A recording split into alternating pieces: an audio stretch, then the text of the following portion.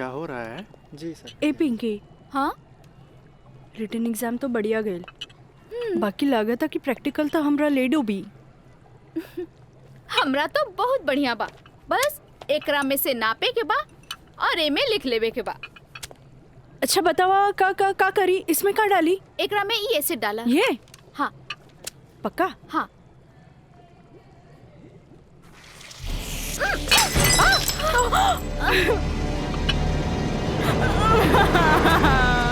अरे काजल! काजल, where are you going? What happened?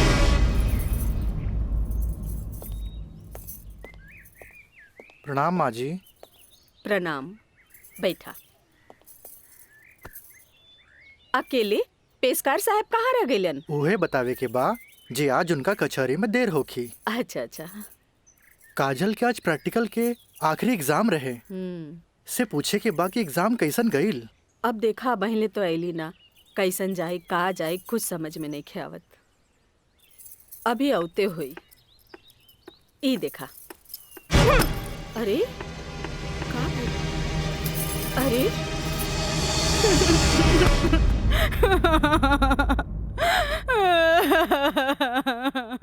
काजल, काजल, ए काजल, का भइल? अरे हमनी के अनदेखी करके यहाँ के रोवे लगलू। अरे का भइल? परीक्षा तो ठीक से गई ना? अरे बोल। प्रैक्टिकल खराब हो गए, एन वक्त में टेस्ट बुक टूट गए, हम फेल हो जाए माई, हम फेल हो जाए। अरे का काजल, तू तो बड़ा जल्दी निराश हो जाई। अब केमिस्ट्री थ्योरी में जहाँ तक हमनी सोचले रहनी, कम से कम तोहरा के 40 मार्क्स तो मिलबे करी। अब प्रैक्टिकल में मार्क्स नहीं हो मिली तब पास होके से के रोकी? बाकी मिथिलेश बाबू, हम तो प्रैक्टिकल में छोड़ के आ गए नहीं। अरे तो का भइल, इन्विजिलेटर 0 ही दिहन ना, इतना हदीर काहे होत बारू? हाँ, एग्जामिनर अगर एकरा के इशू बना ले, अब माइनस मार्किंग करें, तब बे फेल होए के बात हो सकेला। अरे तो रो रो के हलकान भैला से का पास हो जेबू? ई देखा था, जा मुँह धो, भगवान सब ठीक करिए। जा। का ठीक करिए? अरे अब कहा होई कुछ समझ में नहीं ख्याल, कुछ ना बुझाता हमरा के। माँ जी, अब रहुआ परेशान मत होई, एकर थ्योरी पेपर बहुते बढ़िया गईल हा। अरे तो तुहार गाइडेंस रहे तबे ना। अरे साइंस के स्टूडेंट रही त गाइड कर देनी, एमे का। ता ठीक बा, अब तू ही समझावा ओकरा के। ठीक है। हमनी के जीत पावल जाई, समझला? हे, हार के बात करे के बाद जो अपना ससुर घर, ससुर के नाती पहले ही हार के बात करता। ए, ये देखा तारे, विक्ट्री है विक्ट्री, विक्ट्री हमनी का हो। अरे पिंटू, एकरा के बता कि हमनी जीतब की हारब। जब तक हमनी के टीम में राज बा, हमनी के केहू ना हरा सकेला। केहू ना हरा सकेला।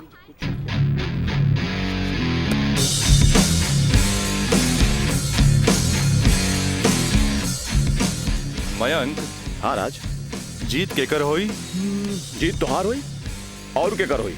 और जीत सिर्फ फुटबॉल में ही ना, प्यार में भी हुई। एक से एक टुकड़ा गुलाब का फूल भिजवा दे रही, लेकिन यार गुलाब बहुत महंगा हो गया।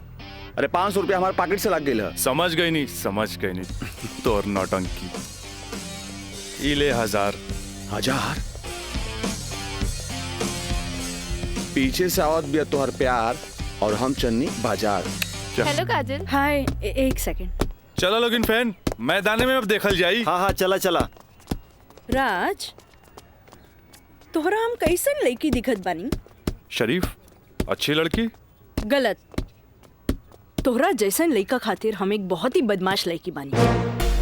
अच्छा ई बतावा, टोकरी भर फूल भेजे के का मतलब रहे? मतलब ई की दोस्ती और ई प्यार के फूल ह, एकरा मुरझाए मत दिया। ए काजल, अपना दिल में हमेशा दोस्ती और प्यार ला जगह बनैले रहिए। ई जन्नत में बनेला, एक एक कबो बिखरे मत दिया। रिश्ता जन्नत में बनेला, बिखरे मत दिया। देखा राज, अब तक हम तोहार हर छेड़खानी के नजरअंदाज करत रही, लेकिन अब टोकरी भर गुलाब के फूल भेज के अपन अमेरिकी दोस्त जमावे लगला। तोहरा पता नहीं कि हमार बाबूजी कोर्ट में पेशकार बाड़े, और उनकर वास्ता रात दिन गुंडा मवाली और पुलिस से होत रहेला। और ई भी जानला उ गुस्सेल भी जरूरत से ज्यादा बाड़े। वो तो हम तारा के देखते बुझ गल रनिया। वो थोड़ा सा हम तारा प्यार मोहब्बत का दिखा देनी, तू तो हमरा के गुंडा मवाली के लाइने में खड़ा कर देलू। देखा, हमरा ना चाहिए ऐसा प्यार व्यार जेकरा खातिर हम अपन सहेली के बीच में मजाक बन जाई। बड़ा खिसियाइल बिया, पट्टे वाला तो नइखे बुझात, पर हमरा भी तो उहे के पटावे में मजा आवेला जब ना पट्टे वाला होखे। पेशकार साहब। अरे मिथिलेश, बैठा बेटा। Thank you. पेशकार साहब, हाईली फाइल अगला हफ्ता के हर केस के तारीख पूरा ब्यौरा के साथ तैयार कर देनी है। भाई वाह, एगो साइंस के स्टूडेंट होके तू सिविल कोर्ट ज्वाइन केला, हमार फाइलो तैयार कर देला। जी। मिथिलेश, जब से तू यहाँ पर ज्वाइन कैला हमार कुल काम आसान हो गया। एगो बात कहीं सर, रउआ अखिलेश आ हम मिथिलेश, राउर काम के तो डंका बजिए रहल बा। अब हमरो तो कुछ सेवा करे दी। जानी ले, एमे हमरे फायदा बा।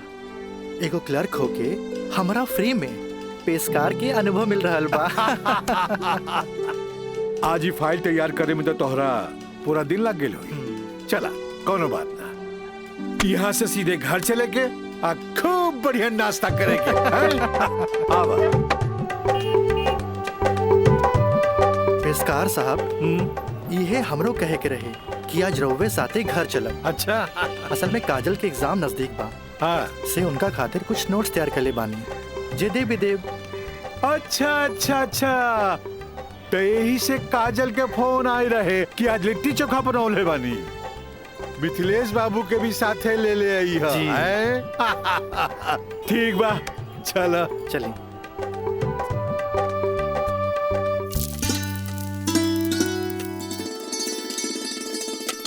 काजल। हाँ माई। बेटा तनी है बैगनवा देख तो।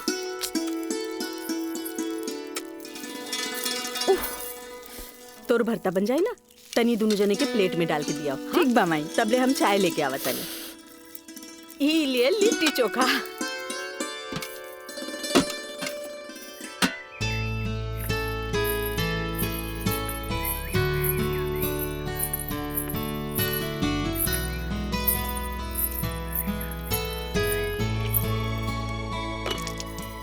का काजल, कैसन बारू? हम ठीक बानी। नोट्स लेनी की ना? अरे कैसे ना लेती, तहरा हाथ के पंजाबियन के भी फेल करे वाला बैंगन भरता जी खाए के रहे। ठीक कहला मिथिलेश, अपने काजल के हाथ के बनावल भरता के कारण ही सगरो रिश्तेदार के आवन जावन लागल रहेला। जी। वरना ये मोबाइल तो रिश्ता नाता के अलगे ही कर देला सर। जी बिल्कुल सही कहनी। काजल, हाई ला अपन नोट्स। हमार अंदाजा है कम से कम इमे से 2-3 सवाल तो जरूर आई। अरे खा भी मिथिलेश, लिट्टी ठंडा हो जात बा। जी।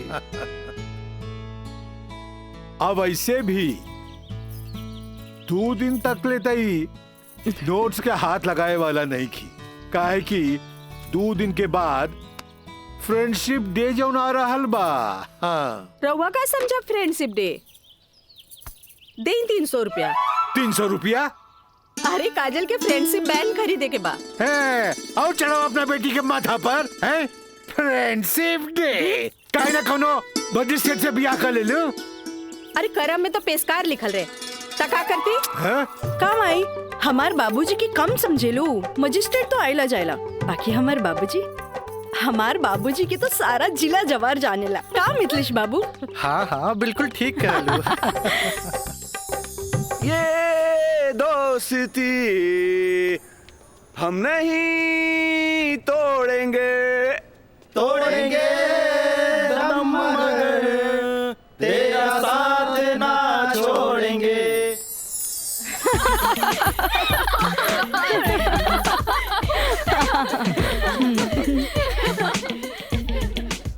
फूल बन के मुस्कुराना भी जिंदगी है, मुस्कुरा के गम भुलाना भी जिंदगी है। क्या बात है। तब मिल मिल के दोस्ती निभाना भी जिंदगी है। अच्छा, हमने के दोस्त तो बरले बानी, बाकी तू कैसन दोस्त की बात कर रहल बाड़ू? ई हमरा समझे में ना आइल। सपना तू समझ लू का? ना हमरा तो बिल्कुल ही समझ में ना आई। वही तो। ई का समझी, बाकी हमरा समझ आ गई। कहा तो बता दी। अरे बताओ बताओ। दोस्ती हर चेहरा के मीठ मुस्कान होखेला, दोस्ती ही सुख दुख के पहचान होखेला। वाह वाह वाह। अगर रूठ भी जाए कोई दोस्त त दिल पे ना लेवे के, काहे की दोस्ती त सुख दुख के पहचान होला। और हमार मानना बाकी अगर कोई सच्चा दोस्त रूठ जाए तो ओकरा के त मना लेवे के चाहिए। बिल्कुल सही। बाकी हम एक कर जरूरत ना समझी, काहे कि बुरा दोस्त कोयले के समान होकेला। गरम होके तो हाथ जला देवेला और ठंडा होके तो हाथ काला कर देवेला। बड़ा आए दोस्ती समझावे वाला। तू लोग सुना इनके प्रवचन, हम जाते अरे तनी रुका तो।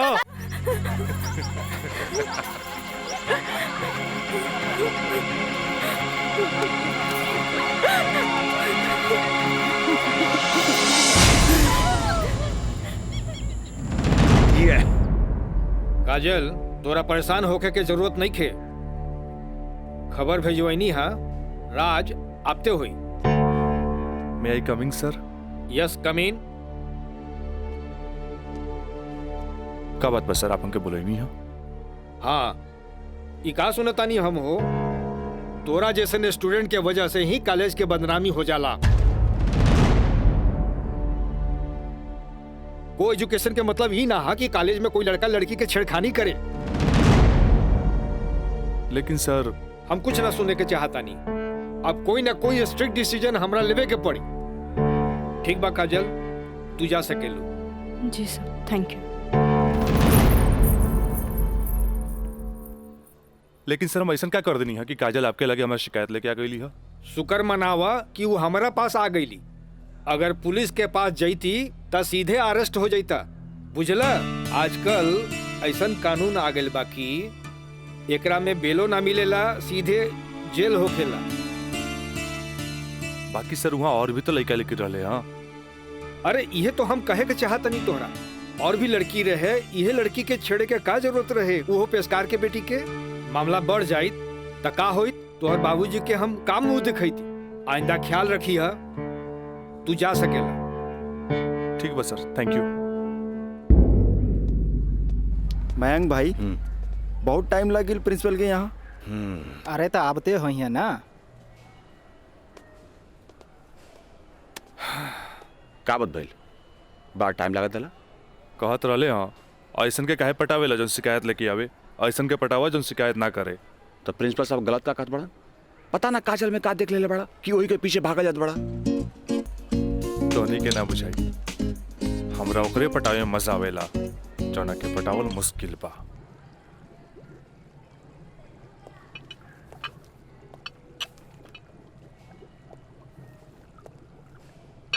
क्या हो रहा है? जी सर। ए पिंकी, हाँ रिटन एग्जाम तो बढ़िया गए, बाकी लागत है कि प्रैक्टिकल तो हमरा ले डूबी। हमरा तो बहुत बढ़िया बा। बस एकरा में से नापे के बा और एमे लिख लेवे के बा। अच्छा बतावा का करी, इसमें का डाली? एकरा में ई एसिड डाला। ये? हाँ पक्का? हाँ।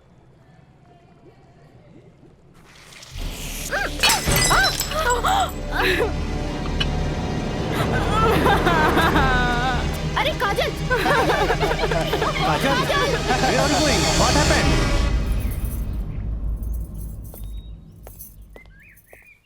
प्रणाम माँ जी। प्रणाम, बैठा।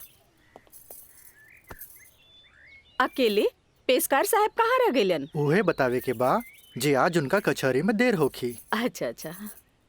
काजल के आज प्रैक्टिकल के आखिरी एग्जाम रहे, से पूछे के बा कि एग्जाम कैसन गईल। अब देखा बहले तो ऐली ना, कैसन जाए कहा जाए कुछ समझ में नहीं ख्यावत।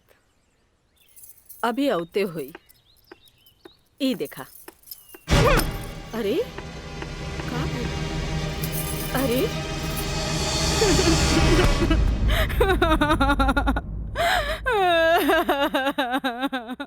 काजल, काजल, ए काजल, का भइल? अरे हमनी के अनदेखी करके यहाँ के रोवे लगलू। अरे का भइल? परीक्षा तो ठीक से गई ना? अरे बोल। प्रैक्टिकल खराब हो गए। एन वक्त में टेस्ट बुक टूट गई। हम फेल हो जाए माई, हम फेल हो जाए। अरे का काजल, तू तो बड़ा जल्दी निराश हो जाली। अब केमिस्ट्री थ्योरी में जहाँ तक हमनी सोचले रहनी, कम से कम तोहरा के 40 मार्क्स तो मिलबे करी। अब प्रैक्टिकल में मार्क्स नहीं मिली तब पास होके से के रोकी।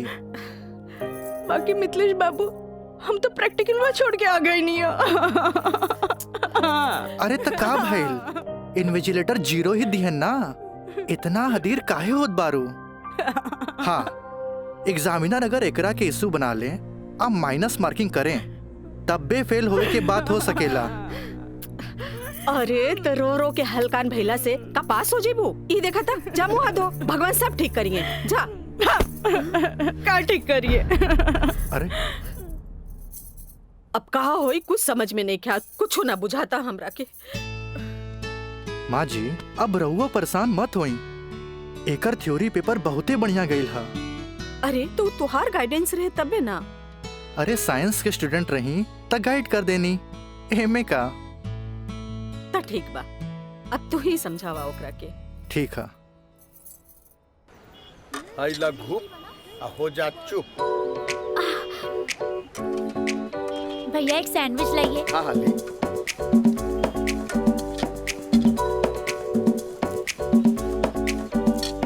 मुझे भी तो दो। ओ तीखा बा। भैया जल्दी से दो ना। मुझे भी।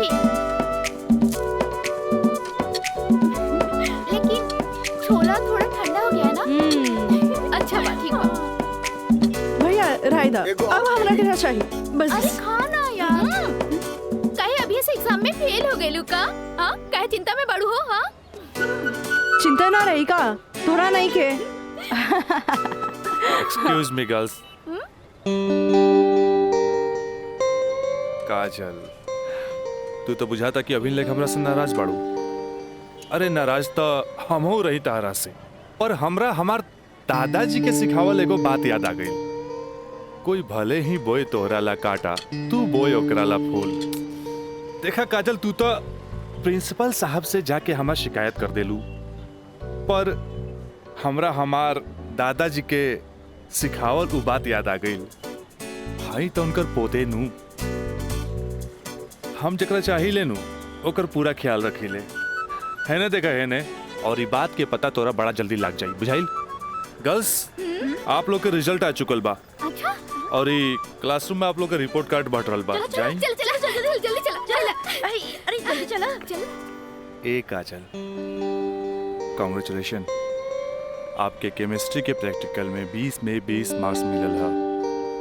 Mister Raj, for your kind information, हम केमिस्ट्री प्रैक्टिकल एग्जाम ही छोड़ देनी है। ऐसे अपन कांग्रेचुलेशन अपने पास रखी। हाँ। Roll number 31। यस सर।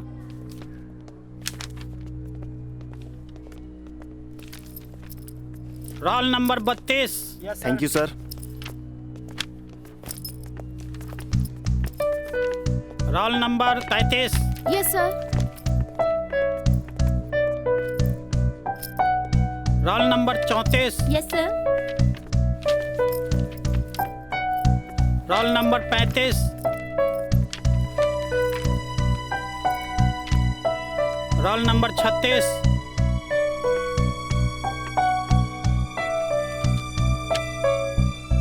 सैंतीस। Roll number 38।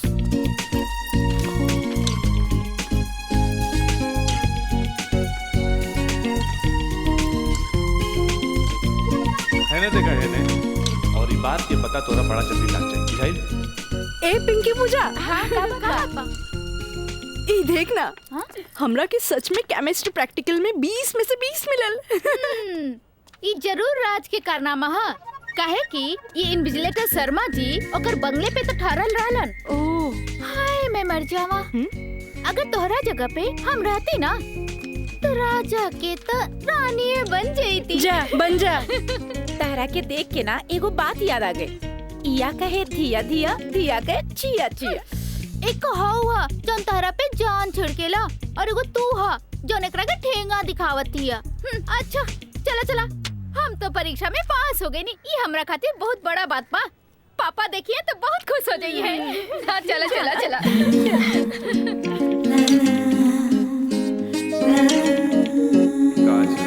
दादाजी के सिखावल एगो बात याद आ गई। कोई भले ही बोई तोहरा ला काटा, तू बोई ओकरा ला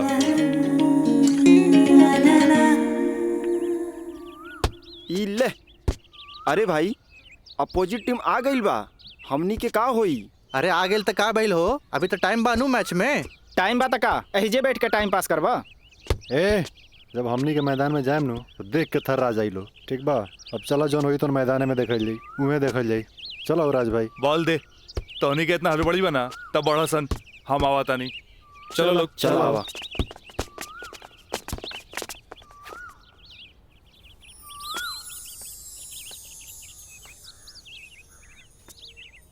सुनो,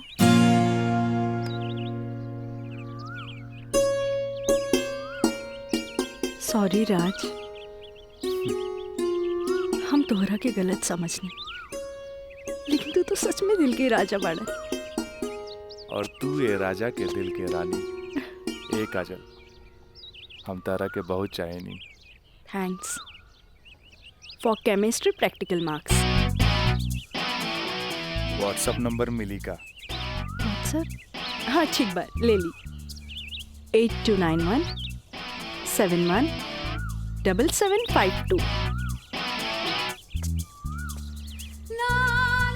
8291717752।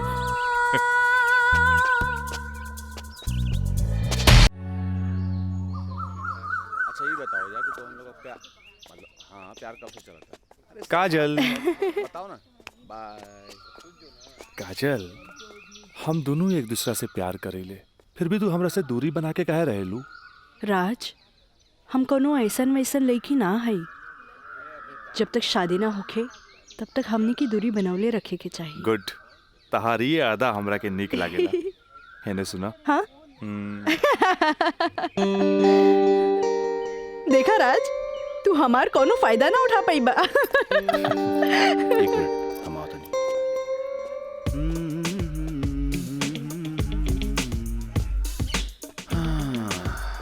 राज यार एगो बात बताई। काजल अब यार हमरा के भी अच्छा लगे यार। हम एगो बात बताई।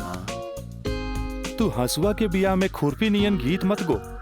वो तो और भाभी लागी। का लागी? भाभी। चल।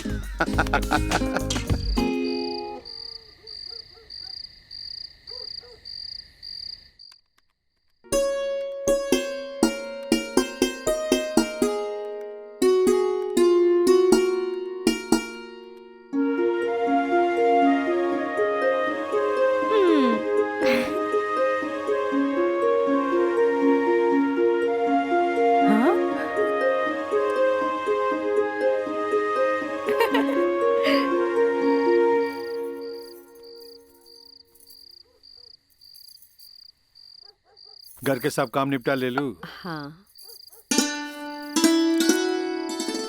ब्लड प्रेशर के ई लोसर एज खात खात रउआ के सालन बीत गए। अरे एक बेर डॉक्टर से पूछ लेती कहीं गोलियां तो ना चेंज करे के बा। एकर साइड इफेक्ट भी होला। एक बेर हमार बाबूजी के पैर ऐसे ही सूज गए रहे, जब गोली चेंज भइल तो एकदम ही ठीक हो गइल। तू हमार कितना ख्याल रखेलू? अच्छा ये बतावा, तू अपन थायराइड के गोली खा लू कि ना? अरे कहाँ खाइला, 3 दिन से तो वो खत्म हो गइल बा। का गोली खत्म हो गई? तू हमरा का बतैलू ना कि गोली खत्म हो गई? चाहे तू मरबू, तू एक दिन जरूर मरबू। फिर हमरा से ये ना कहिया कि हमार ख्याल ना रख ले। अरे जब मरिए जाए तो कहा बोलब? तब तू का चाहेलू? हम जिए थे जी मर जाएं? हैं? दहाइला आज के बाद हम हो दवाई ना खाई। राउंड पारा चढ़ गई। हाँ? तलवा के लहर माथा पर चढ़ गई। अरे तलवा के लहर माथा पर ना चढ़ी तो क्या हुई? तू दवाई ना खाइबू तब बिस्तर पकड़बू, फिर घर के चूल्हा चौका घर बाहर के देखी? अरे हमरा तो कचहरी के काम से फुर्सते ना मिलेला, फिर बैठ के तुम्हारी सेवा के करी? अरे के करे कहा था सेवा? मत करब, मरे दे, मत ले बाबा अपन कचहरी से छुट्टी। तू तो यही चाहता रू कि समाज हमरा के रनवा बन के फिरत देखत रहे। हे भगवान माफ करी हमरा के। अरे तू हमरा के माफ करा। जाई। अब हमरा कोनो जुगाड़ करे के पड़ी। काजल। हाँ काजलवे के माथा चाटी। काजल काजल जी का करत तारू? पढ़ाई करत रही, वो इंटरनेट से कुछ नोट्स लेत रही। ठीक है काजल, तो क्या हमार क्रिया आज से तो हाथ ड्यूटी है कि तू अपना माई के रोज भोरे भोरे थायराइड के गोली देबू। अरे वो तक खुद मरी है और हमने सबके भी मार दी है। कॉलेज जायलू ना? जी बाबूजी, लाइब्रेरी में पढ़ाई खातिर कल संडे है, फिर भी हम जाए। ठीक ना बाबूजी? गुड, वेरी गुड, ऐसा ही पढ़े के चाहिए, तब तरक्की करबो।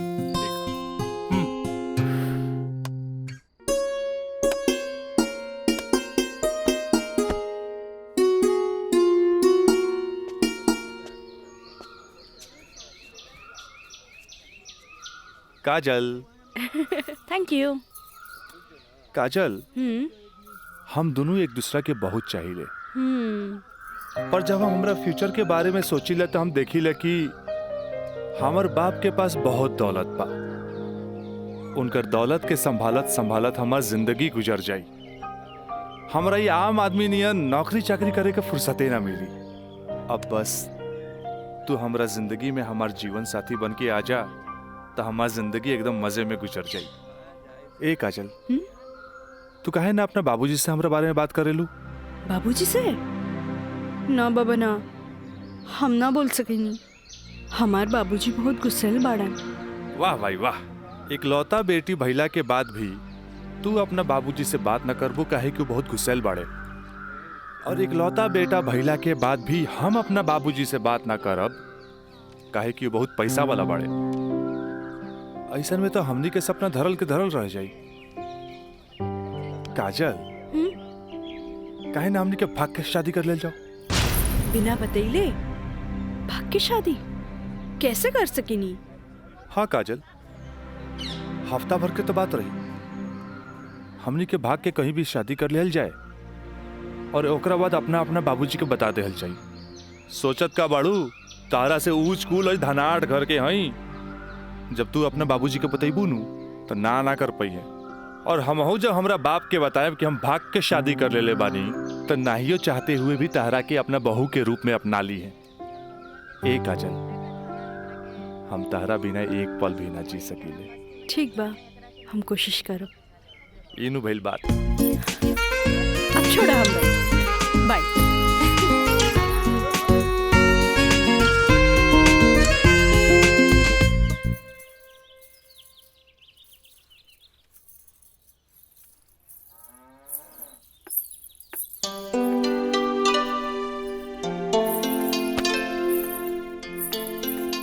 काम आई तोहरा से आराम नहीं के होत का? जब देखा काम का सिर्फ काम ही करबू।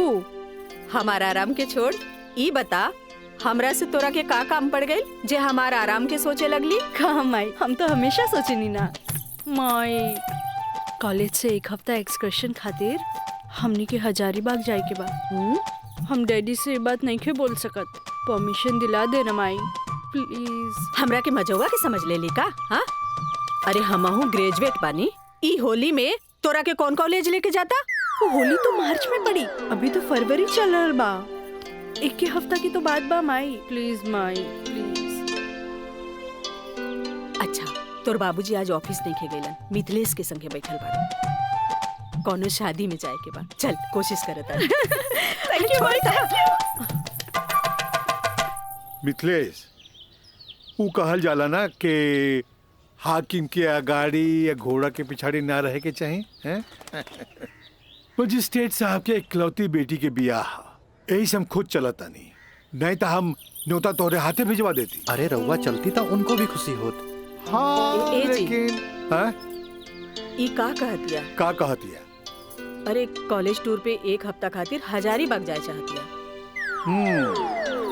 ये एजुकेशनल टूर आके पिकनिक? एजुकेशनल टूर? अच्छा। बोली ना। ये तो निम्मन बात हो सर। स्टूडेंट्स के बाहरी दुनिया देखल उतने जरूरी है जितना विषय के ज्ञान। ठीक है, एजुकेशनल टूर तो मैं अलाउ करता नहीं, बाकी नो मटर गश्ती ओनली पढ़ाई। जी पापा। ये बतावा इस सब में कितना खर्चा आई? 2-3 हजार पापा।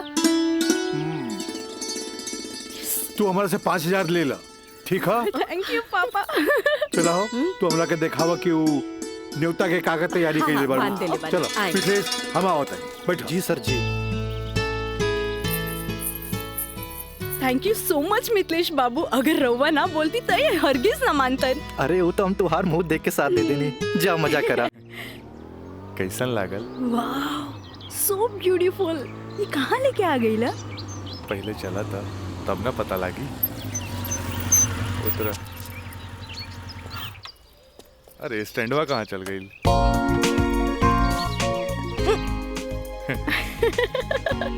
बड़ा धांसू सजीले बा। हाँ चला चली। आता था। कहाँ जाए के है? इधर। हाँ, इधर जगह तो बड़ा झकास बा। का यार राज, कब से हम तुम्हारे इंतजार करत बनी, इतना लेट कर दला तू? मयंक राज मयंक यहाँ? हाँ एकरा पहले भेज देनी। इस सारा जे तामझाम बा इस सब के अरेंजमेंट के करी यार तो हम लोग का शादी खातिर एक विद्वान पंडित से बात कर ले बानी। और देखा तोहनी के आराम खातिर यहाँ सारा साधन सुविधा मौजूद बा। और हाँ हनीमून खातिर स्वीट रूम भी बुक कर ले बानी। और देखा अब हम निकलता नहीं कहे कि हमारा के मंदिर जाए के बा और मंदिर जाके पूरा शादी का सामग्री लेके आए के बा। बाप रे इतना सब तैयारी। अरे शादी की करबा, हमार दोस्त राज का शादी बा। गलत बात। शादी होता हमार सपना के शहजादी काजल के राज के साथ। अच्छा देखा यार जो तो पैसा दिला सब पैसा खत्म हो गए कुल ताम झाम में। ऐसा करा कि तू 25,000 रुपया और दे दा, काहे कि बहुत सारा काम बाकी बाबी। पैसा के कौन बात भाई, ई ले। अगर बाबूजी अगर ये शादी करे थे नु तो लाख के खर्चा लाखों में चल जाई। दोस्त महिम रिश्तेदार पूरा शहर के बुलाई थे। और वैसे भी तो बाबूजी जब रिसेप्शन पार्टी दी है तो जाई खर्चा बढ़ी। अच्छा हम निकल रहे हैं, बहुत सारा काम बाकी बा। ठीक बा तू लोग आराम कर, चलो बाय बाय बाय। तो काजल अब तक गला लगईबू नु यहाँ तो यहाँ के जाना था हमनी के। ओ Raj I love you. I love you too. जुबान निकालिए, बंद कीजिए। ठीक है।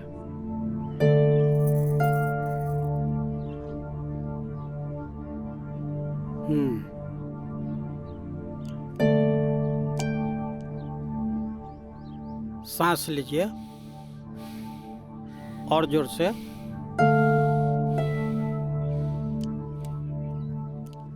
घबराए के कोई बात नहीं है। ऊपर के बीपी थोड़ा बढ़ गई है। अच्छा। से लागता कि काम के प्रेशर ज्यादा बा। जी नया मजिस्ट्रेट आइले हाँ से कुछ ज्यादा ही फाइल इनके हवाले कर देले हाँ। ठीक है, ठीक हो जाई। अभी आंख लगल बा 100 दिन का के। और हाँ पानी पियावल करी, काहे कि पानी पियला से पेशाब यानी यूरिन पास हुई तो रिलैक्स हुई है। जी जी बाकी दवा वही चली। जी ठीक बा? डॉक्टर साहब। जी डॉक्टर साहब हाईली अपन फीस। ई का करतानी, जे आदमी पेशकारी में हमरा से कहियो फीस ना ले ले उनका से हम फीस ली रह दी। डॉक्टर साहब थैंक यू थैंक यू। प्रणाम डॉक्टर साहब।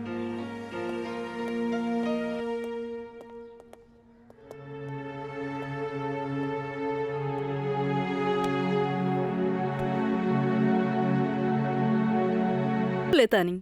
हाँ काजल बोला कैसन बारो? माई बाबूजी कैसन बाड़न? बाबूजी के तबीयत खराब बा। बीपी बढ़ गई हा से सुतले बारन उठाई का? हाँ नहीं छोड़ दी, यहाँ सब ठीक बा। आप कैसन बानी? हाँ हम तो ठीक बानी। माई के बुलाई का? ना रहे दी, आके हम सरप्राइज दे। Okay bye. Okay bye. केकर फोन रहे? काजल के। अच्छा वहाँ के ठीक बारी अच्छा खोज खबर लेत रही। अच्छा माँ जी हम चलत तानी, सांझ के फिर से आ जाए। ठीक बा।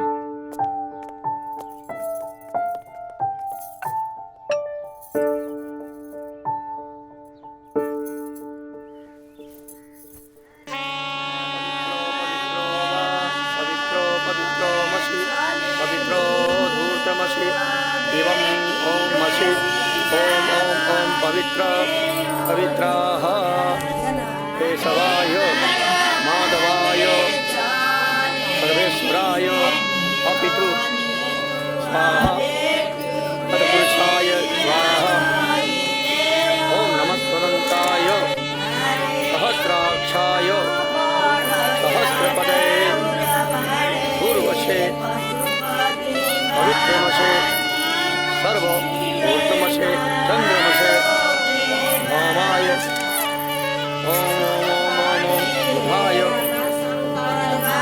ओम पवित्रो वा पवित्राय नमः सावित्रे नमः पवित्रे नमः तत्पुरुषाय सर्वेश्वराय नमः ऊर्ध्वमशे पवित्रमशे सर्वमशे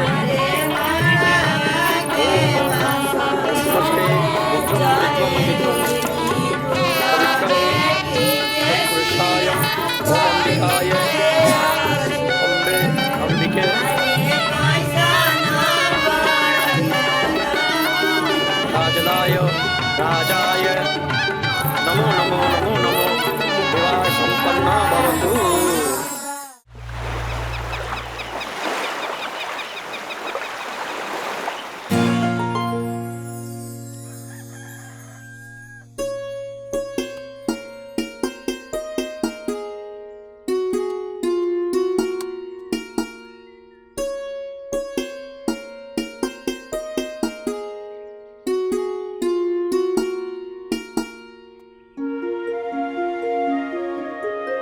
काजल काजल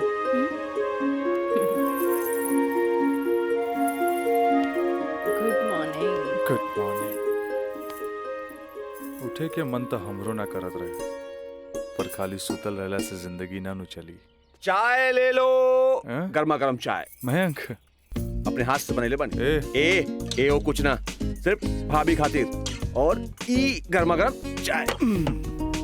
काजल इस शादी ब्याह में कुछ ज्यादा खर्चा हो गई। हमरा घरे जाए के पड़ी। वो कहा कि अपने बाप से कुछ पैसा भी ले ले और उनका के इस शादी ब्याह के बारे में बता के पटा भी ले। आखिर तेहरा के ले जाके उनका आशीर्वाद भी तो दिलावे के बा। लेकिन तबले हम कहाँ रहब? अरे यहाँ रहबू, तहारी देवर बानू मयंक। हाँ? का मयंक भाभी के ख्याल रखबे ना? बिल्कुल बिल्कुल ख्याल रखब। ये ले पैसा। अरे और यहाँ के सब बिल उल चुका दिए। बिल्कुल भाभी टेंशन ले लेगा, कोनो जरूरत नहीं के। हम बगल वाला कमरा में बाड़ी। और हाँ तू चाय पी के फटाफट फ्रेश हो जा और जन खाए पिए गई ऑर्डर दे दिया। ठीक ठीक बा। और हम रात के छोड़ के यूं आवता नहीं। तू चल, हम आवता नहीं। चल ए काजल, अरे हेने आवा।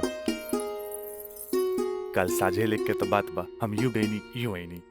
और वैसे भी अब तहरा बिना हमार मन कहा लागी। अब जाई भी और जल्दी आई। ठीक बा।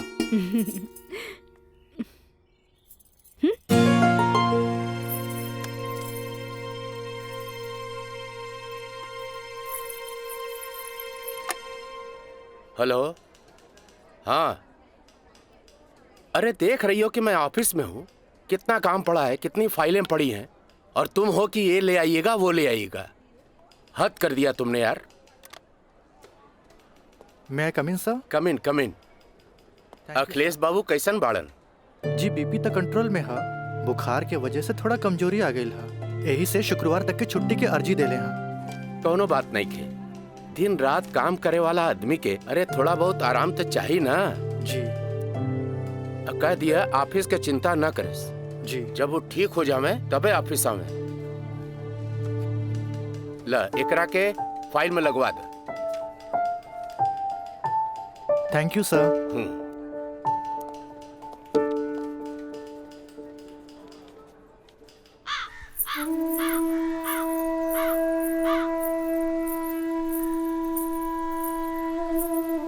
अरे भाभी आइए बेटी।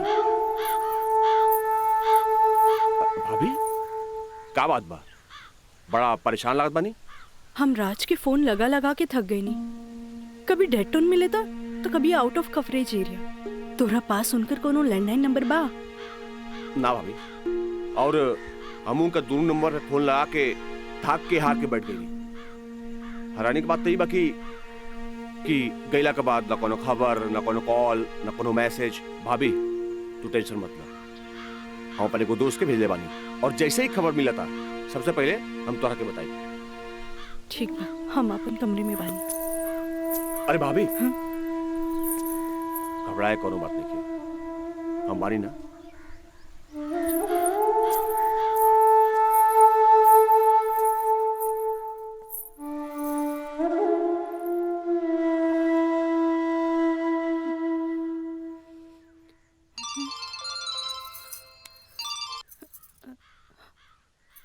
काजल, ट्रिप कैसन जा रहल बा? ट्रिप ठीक बा। का बात बा? तोहार आवाज में खनक नहीं खे? नहीं नहीं, ऐसा कोनो बात नहीं खे। हमार मतलब सब ठीक बा।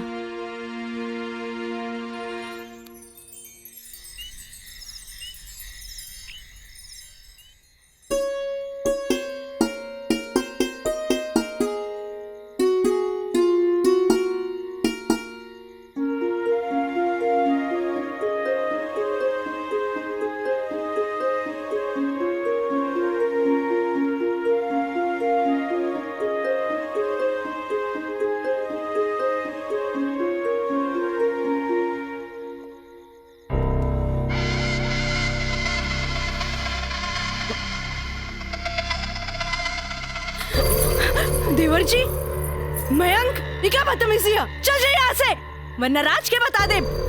किसे? राज से? राज से? वो भाग गए? हाँ?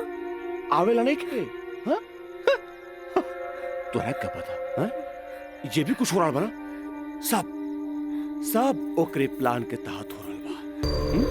वो तो तोरा के भोग के और भौरा जैसन चूस के भाग गए।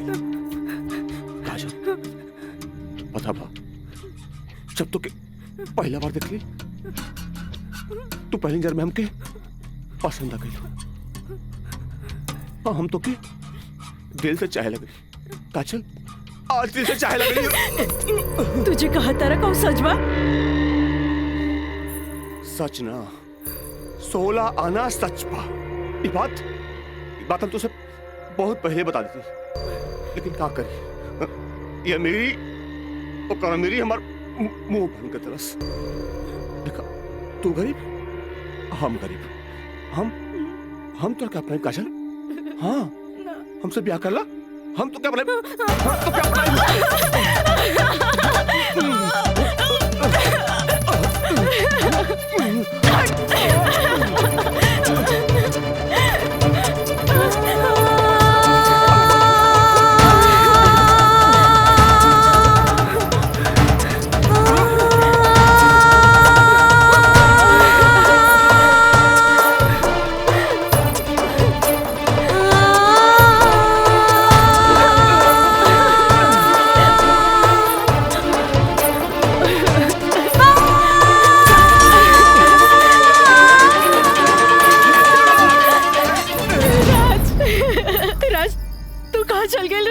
छोड़ के ये मयंक तो और काजल के बर्बाद करेंगे चाहत रहे। तू बोलत काहे नहीं कि राज बोली ना। हम जहाँ भी गए रही तोरा का मतलब बा? और ये मयंक वैसे भी तोरा सारा के सारा सच्चाई बता देले होई। ये हमार बदला है काजल, बदला। प्रिंसिपल से शिकायत करके ते हमरा के पुलिस और कानून के धमकी त दिला देले रहलिस, पर अब ब्याहता बन के सुहागरात बनेले बाड़ी। एकरा के छेड़खानी और रेप के नाम द नानू दे सकेली। भाभी देख ले लो, हम कितना गला फाड़ फाड़ के चिल्लाता ली, गला फाड़ फाड़ के चिल्लाता ली। भाभी हमसे ब्याह कर ला, हम तो जिंदगी भर साथ निभाए, लेकिन ना तोहार तो खोपड़िया में औते ना रहल। देख ला, ठीक है तो कहा ताई। हाँ? ए काजल, तू मयंक से ब्याह कर ले, ऐसे भी एकरा हमार जूठन खाए की आदत बा। तू अब बस हमारे को जूठन बारू, जूठन जूठन।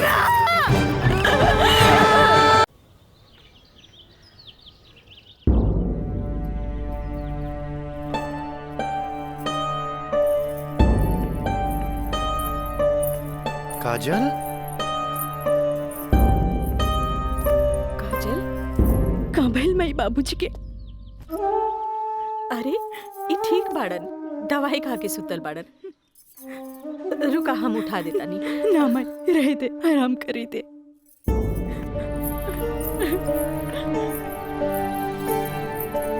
काजल का भइल सर? सर का भइल?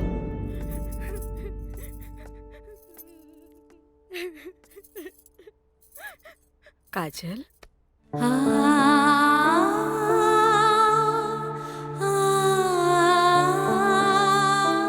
अरे इतना रोवे की कोनो जरूरत नहीं है। तोर बाबूजी ठीक बाड़न। अरे वो तो बुखार के कारण ब्लड प्रेशर बढ़ गई रहे। इतना परेशान मत हो, इतना परेशान मत हो। माई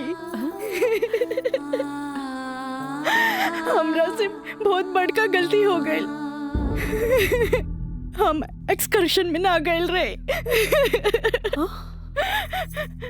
बल्कि हम अपन बॉयफ्रेंड के साथ गए रही और वो हमरा के दगा दे गए।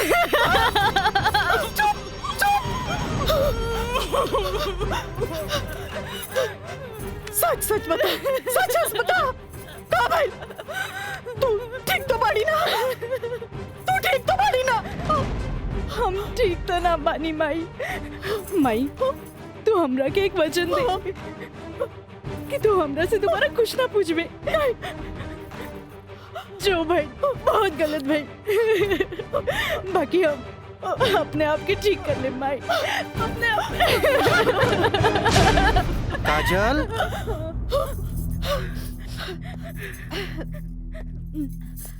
काजल बाबूजी तोरा के बुलावत आ रहे।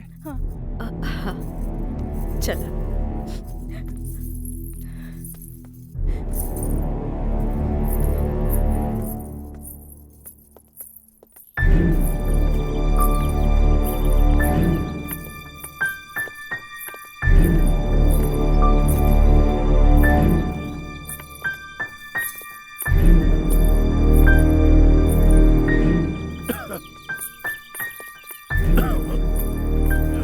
प्रणाम बाबूजी।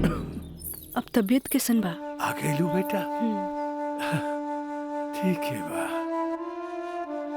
तू बतावा तो ट्रिप कैसन रहा और अब आगे पढ़े के का प्लान बा बेटा?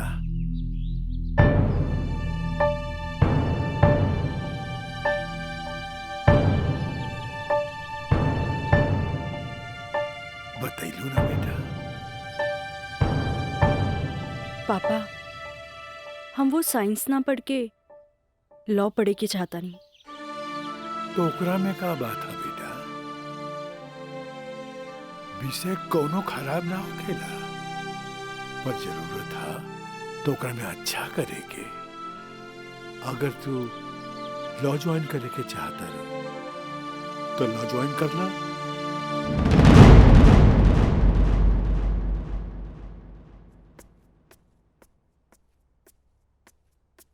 का काजल बेटिया तबीयत ठीक बानू? क्लास कब के खत्म हो गई? तू बैठल वारू बंद करे के रहे। हाँ काका रूम लॉक कर दी, हम तो बस ऐसे ही बैठ गए रही। अच्छा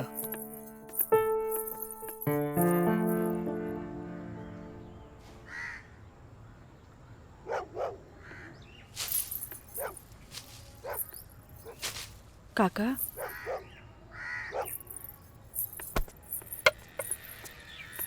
अरे बिटिया तू फेर आ गेलू? अरे हम कई साल से देख रहल बानी कि हर 3-4 महीना पर तू आ जालू, पर बिटिया राजा तोहरा से नइखे मिले चाहता। वो बड़ लोग हवन, उनकर जिंदगी में तारा जैसी लड़की की कीमत चाय के कुर्बा के बराबर हा, जे पी के फेंक देवला। काका तोहरा का लागता कि हम एगो फिकल कुर्बा है? नहीं बिटिया नहीं, ऐसन बात नहीं की। जे हम देखिला से बताइनी बिटिया, हम उनकर घर के नमक खैले बानी, फिर भी जब जब तू आयलू हम उनका बताइनी, पर राजा बाबू है कि एक कान से सुने ना और चल जालन। पर बिटिया हम वहां के नौकर हैं। फिर भी अगर हम तहरा काम आ जाई ना तो हम अपना के बहुत खुश नसीब समझब।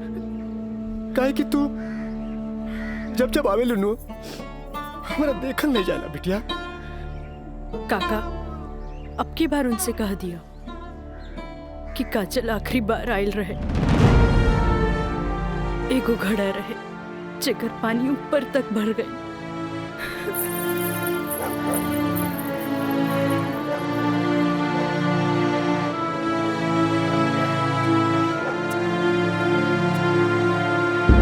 मैडम जी ये कुछ बिल है, कारपेंटर बिल है, ये टेलीफोन बिल है।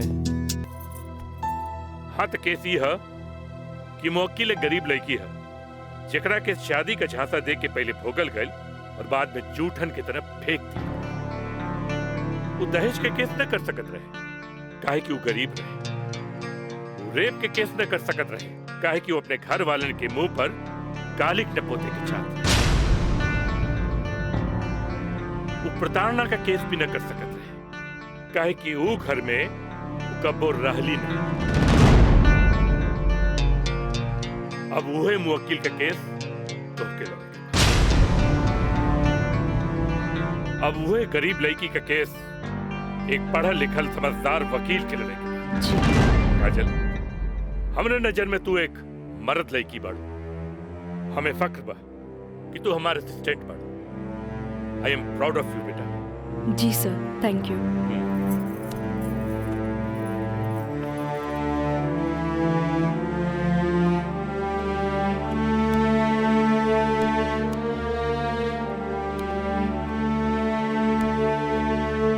बाबूजी,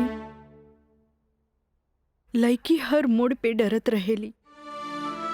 अकेले होके तो सुनसान से डर, भीड़ में होके तो लोगन के डर, जब हवा उड़े तो दुपट्टा उड़े के डर,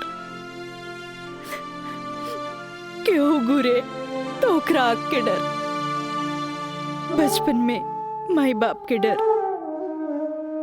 बड़ होके तो भाई से डर। सिर्फ डरत रहेली, तब तक डरत रहेली जब तक ओकरा जीवन साथी ना मिल जाए। और हमार जीवन साथी तो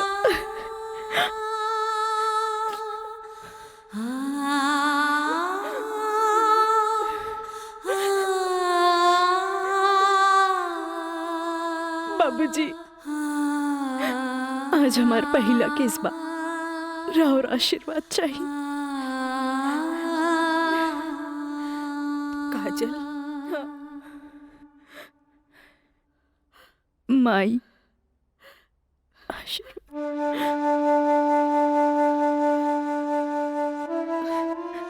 तोहरा के वचन तो हम दे चुकल बानी, कुछ ना पूछेगे। बाकी जौन काम में तू लगल बाड़ा, हमारा आशीर्वाद बा तोहरा के कामयाबी हासिल हो।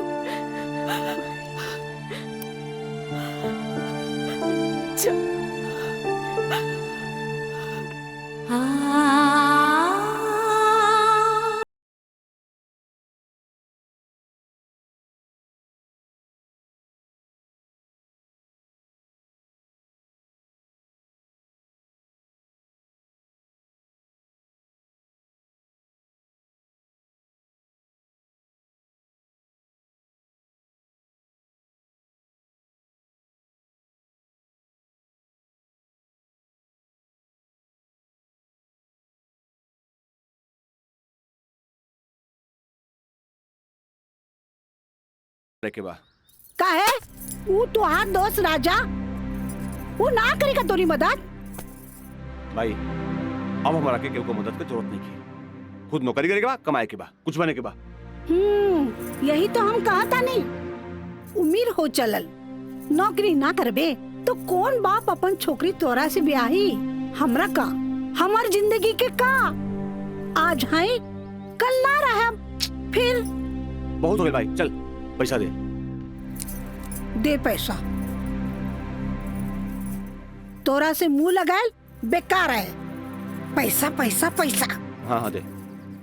देता नहीं।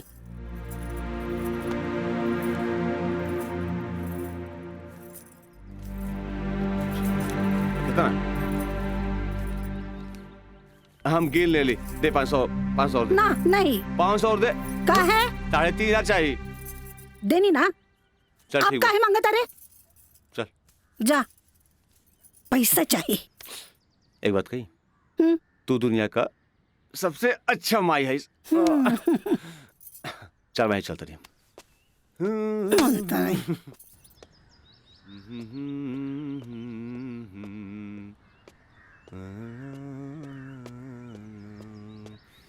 मयंक काजल तू इतना दिन बाद यहाँ हमरा तोरा से कुछ बात करे के बा चलो कर बेटा यहाँ ना चलो कॉफी डे में बैठल जाए कॉफी डे अरे सोचा मत हम पियाई कॉफी तोरा चल ठीक चलो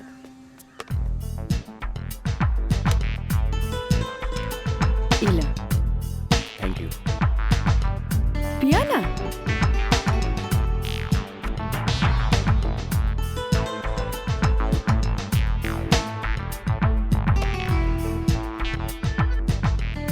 काजल आज तोरा के यहाँ देख के बहुत अच्छा लगा था और एक बार बताई पिछले 4 साल में कौनो ऐसा दिन ना गुजरल कौनो ऐसा पल ना गुजरल जिसमें तुके याद ना के लोग अच्छा कुछ छोड़ा ये बताओ कि आज हमार कैसे याद है पहले हम अपन अतीत से लड़त रही लेकिन अब हमरा लागता कि हमें सेटल हो जाए के चाहिए बाकी तो ही बा कि के अपना ही हमरा के अगर तुके प्रॉब्लम ना होके तो हम तोहरा के अपनाए लेकिन हम गरीब हैं अरे तो हम कौन अमीर बानी हम तो गरीब बानी हम और तू चाहिए तो अमीर हो सकत हैं वो कैसे हमार साथ दे के जिंदगी भर साथ दे ऐसे ना प्रॉमिस करा प्रॉमिस चला चला हाँ।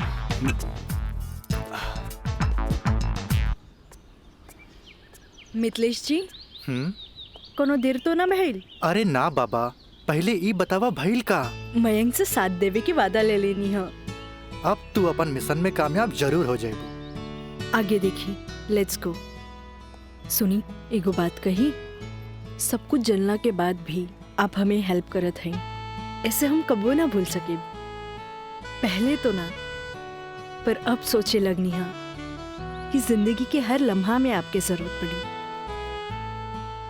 चल आप चली तोरा घरे छोड़ दी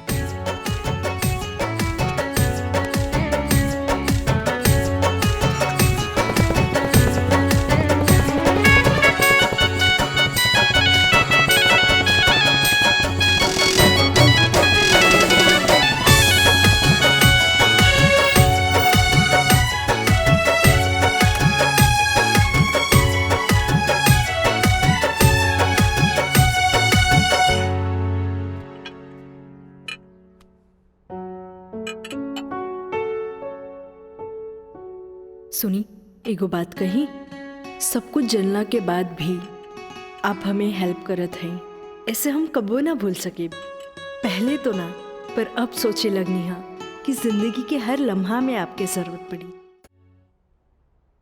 खाना लगा दी ना भोला आज तक ऐसा ही पेट भरल है आज ना खाई बपने ना ठीक बा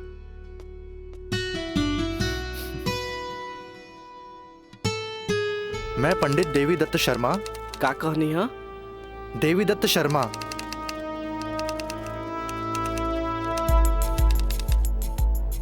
17 मई के भाईल अच्छा भैया तनी जल्दी करी देर होता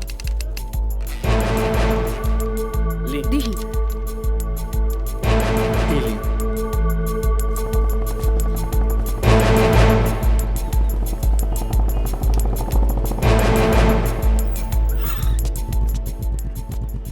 आ गए नहीं टाइप करा के जी लाइन लाइन दस्तखत हम कर दी एली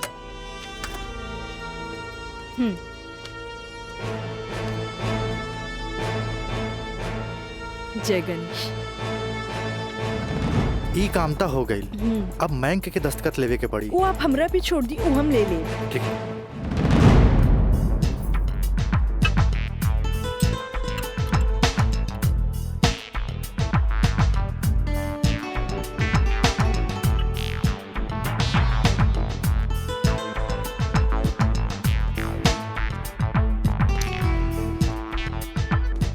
हेलो।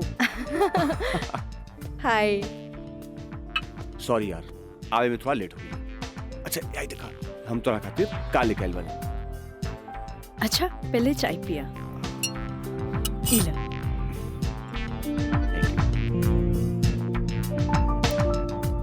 अंगूठी सोना के? हाँ। वो है इतना हल्का? मन तो रहे कि हीरा के लेके आई थी, लेकिन का करी, पैसा का तंगी। अच्छा ई बतावा, खुशहाल जिंदगी जिए खातिर तोहरा कितना पैसा चाहिए? 20 लाख। अगर हम तोहरा पूरी 50 लाख दी तो कैसन रही? वैसे ही रही, समझ ला अनार के आंख मिल गई। तो चला फटाफट ई पेपर पे साइन कर दे। अरे पढ़ा मत, यही से हमनी करोड़पति बन जाए। हाँ, हाँ ल। ठीक। डॉलर भी कदम तो गिरब तो हर बहिया में ना।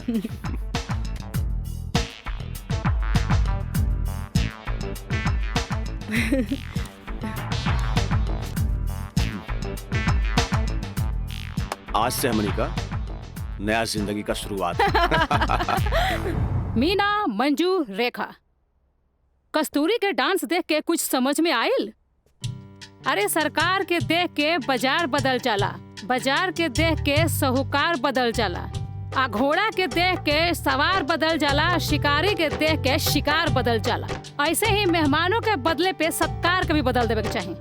अरे पहले के जमाना कुछ और रहे कि मर्द नाजो आदा पर लुट जात रहे, लेकिन अब जमाना बदल चुकल बा।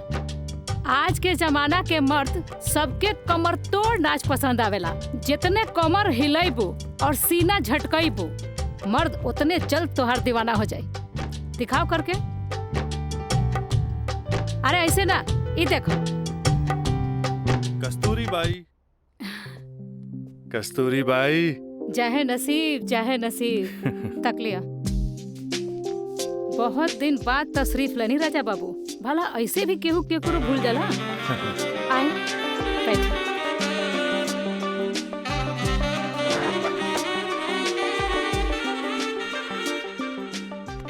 ना कस्तूरी बाई, हम भुलाइल नहीं की।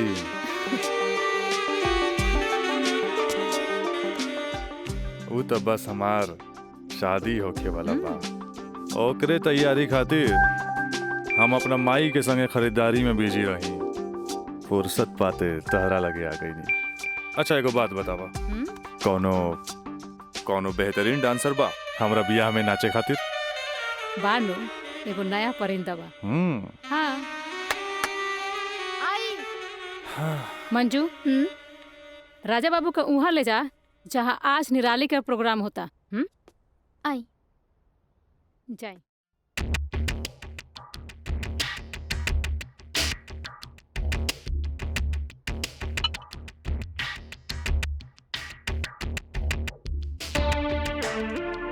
कस्तूरी, तहार निराली हमरा बहुत पसंद आई। पसंद तो आ गल राजा बाबू, लेकिन ओकर रेट तनिक कड़क बा। पूरा 5 लाख लेतिया। लाख 2 लाख तो हम तहरा पे ऐसे ही उड़ा दिला, तब 5 लाख कौन बड़का चीज बा? ओकरा से कह दिया हमार बियाह में अगर उ कमर तोड़ नाच करी ना, हम ओकरा सोना ना जराओ हीरा के अंगूठी देब, उहो अपना तरफ से। और बाकी के रिश्तेदार जे ओकरा पैसा दी हैं वो अलग बात। एक कस्तूरी, हीरा के अंगूठी केहू ऐसे ही ना देवेला। अच्छा तो ऊ रवा दिलो दिमाग में इतना घुस गइल बिया। अच्छा एगो काम कर, तनी हेने लावा, हमरे तरफ से ईला। हाँ डैडी, का बात बा? तू जहाँ बाड़ा जल्दी से चल आवा। ठीक बा, हम अभी आवता नहीं। बड़ा कमजोर पर और ये नामुराद इश्क ऐसे उतारा के जाम लहले बगैर चल देनी। हाँ कस्तूरी भाई, डैडी के कुछ जरूरी काम आ गइल बा, से जाए के पड़ी। ठीक बा, अब डैडी के फोन आइल ह तेमे हम का बोली।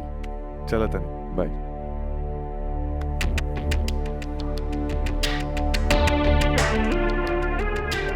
हीरा के अंगूठी तो दे गई, लेकिन तेरा दिल में गड़ल निराली के तीर निकाले के पड़ी।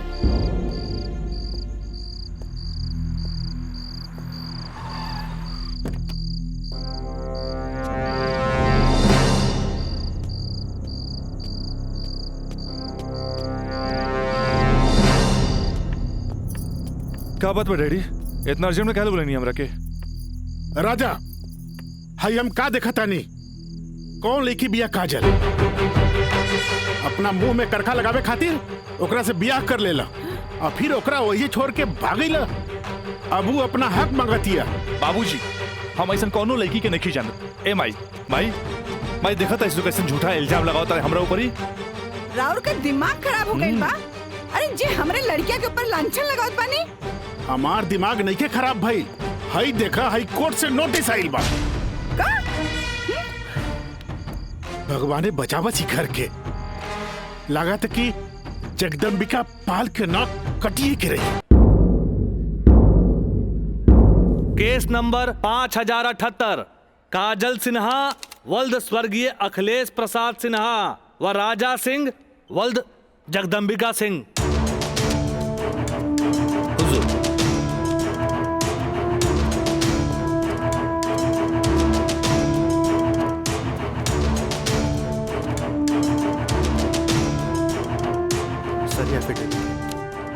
केकर? गवाहन के। अच्छा ठीक है, चल बेटा।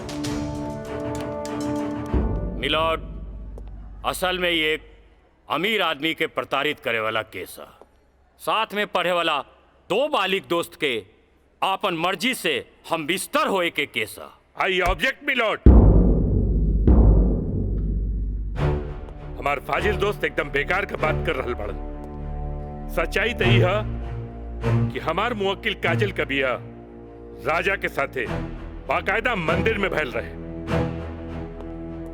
और यह 2 गवाहन के एफिडेविट। एगो राजा का सबसे खास दोस्त मयंक और दूसर बियाह कराए वाला पंडित। आप देख ली। 4 साल बाद हमार फाजिल दोस्त के मुवक्किल कहाँ रहले? सच्चाई तो ई बा जज साहब कि हमार मुवक्किल राजा के शादी रोक के रुपया ऐठे के एगो षड्यंत्र बा, षड्यंत्र। शादी? कैसन शादी? अरे राजा का शादी तो पहले ही हो चुकल बा। अगर दोबारा शादी भइल ना तो तोहार मुवक्किल जेल जाई, जेल। बस जज साहब बस, हमू इनका से यही पूछा तानी कि आखिर ये किस्सा 4 साल बाद ही काहे उठावल गई, बताई? हम बतावा तानी जज साहब।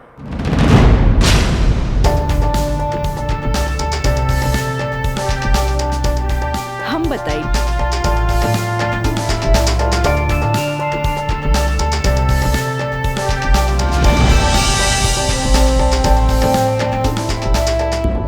मिलॉर्ड, हम चाहे कि ये केस हम खुद लड़ी। ई रहल हमार बार ऑफ अटॉर्नी के रजिस्ट्रेशन।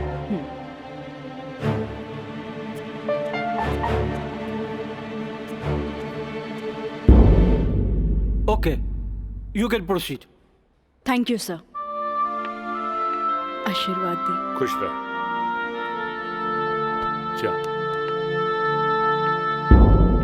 मिलॉर्ड, बचाव पक्ष के वकील बार बार पूछा तारे कि 4 साल हम कहाँ रही।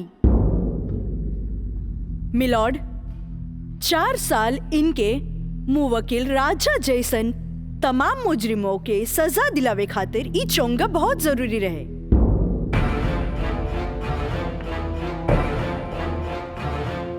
मिस्टर हैदर काज़मी साहब, अब समझ में आयल कि 4 साल हम कहा रही कि और डिटेल बतावे के पड़ी। तो मिलॉर्ड, हम केस के स्टडी खातिर हमरा के कुछ समय चाहिए। हाँ, कोर्ट इंस्ट्रक्ट करती है कि राजा की शादी रोक दी जाए जब तक कोर्ट का फैसला ना हो जाए। बचाव पक्ष के वकील की रिक्वेस्ट पर यह कोर्ट मुअत्तिल की जाती है।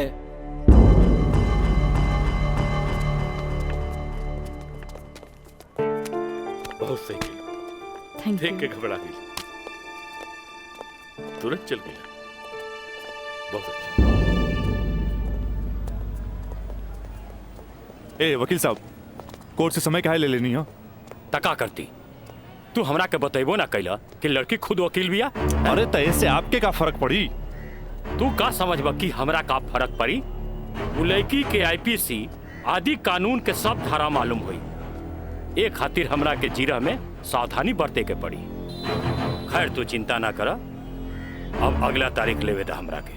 वकील साहब, अगला तारीख रहुआ जल्द से जल्द ले लिहल जाओ, और रहुआ पैसा के चिंता एकदम न करब। हम पैसा के चिंता ना करब, अगला तारीख जल्दी ले ले हम। चलो चलो बाबूजी, चलो चलो।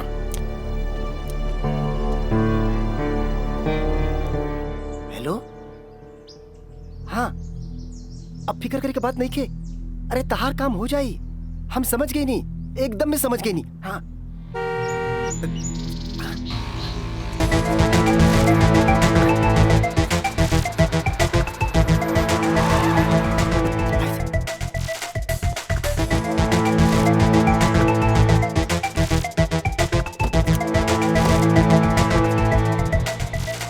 हटा ना, ये पाइप पे कर दिया अबे। रखा था नहीं।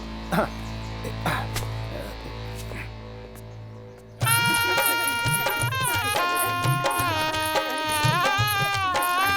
बंद करो इस नौटंकी, ये शादी ना हुई। अरे हटा सब, हटा। अरे ऐसे ना शुभ बात काहे करता रहा? हम सही कहा था नहीं भाई, अभी भी आना हुई। अरे ही का? अरे तो हर दिमाग खराब हो गई लड़का। बियाह करे से पहले हमरा से पूछ लेना रहा का? का जरूरत है ऐसा बियाह करे के? का करती? वैसे ना मानत रहे हम कानून से बचे के खातिर बियाह के नौटंकी कर देनी। जाके ओकरा बुला करके घर लिया बा। अरे बाबूजी, अगर ऐसा ला के खड़ा कहीं नू तो ऐसा कितना पतों से तारी घर भर जाई बुझाइल। तो फिर का करबा तू? अब हम देखे हमरा का करे के बा। बहुत हो गई, बहुत हो गई। देखा देख रहा लू ना तू? एकर दिमाग चल गई बा।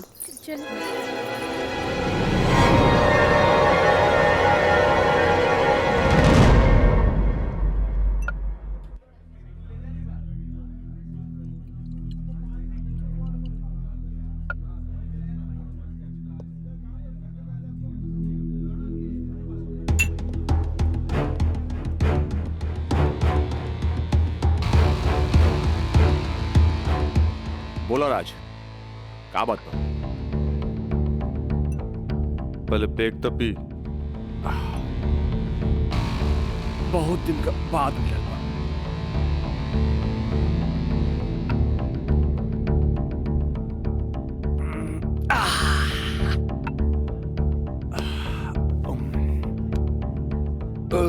अब बतावा का बात बा?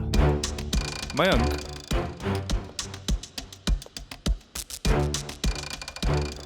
भाई तोरा अपन बयान बदले के पड़ी। एफिडेविट के बाद भी? दोस्ती खातिर।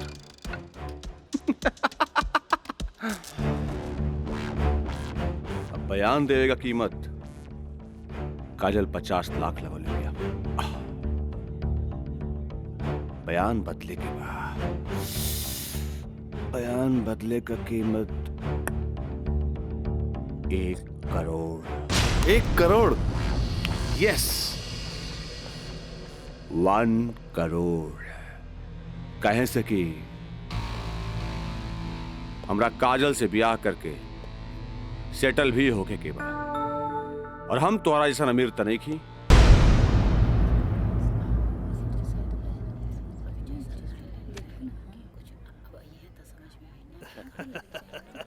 आज हम मुन्नी जी तब केस बहुत बढ़िया बा।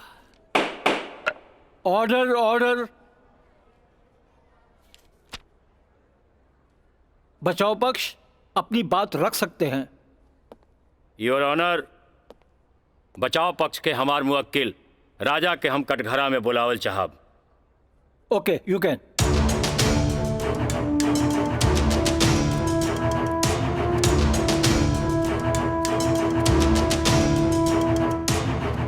हम गीता पे हाथ रख के कसम खाता नहीं, जे भी कहब सच कहब, सच के सिवा कुछ न कहब।